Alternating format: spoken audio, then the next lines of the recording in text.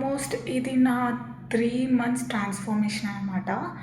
అయితే ఇందులో ఇంకా కూడా తగ్గొచ్చు. ఇంకా తగ్గొచ్చు. నేను పాస్ట్‌లో కనుక చూసుకుంటే చాలా ఫాస్ట్‌గా, చాలా ర్యాపిడ్‌గా వెయిట్ లాస్ అనేది చేశాను.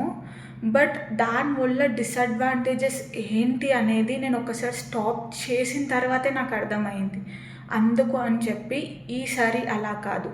మెల్లిమెల్లిగా మంత్లీ 3 కేజెస్ తగ్గినా చాలు. మంచి ఫ్యాట్ లాస్ మంచిగా స్లోగా తగ్గినా చాలు అని డిసైడ్ అయ్యి చేస్తున్నాననమాట నేను.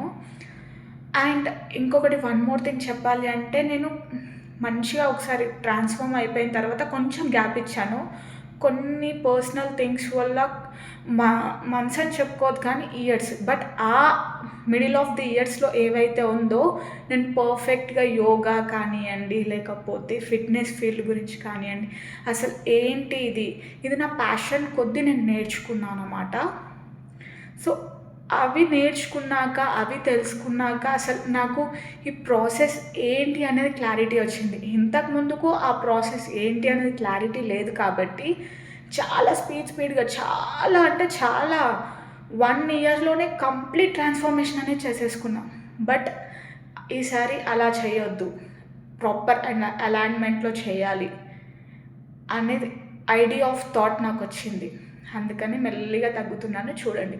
ఈ 3 మంత్స్‌లో అంటే నేను బిఫోర్ స్టార్ట్ చేసే ముందు తీసిన పిక్ ఇది. ఆఫ్టర్ నేను చేసిన తర్వాత తీసుకున్న పిక్ ఇది.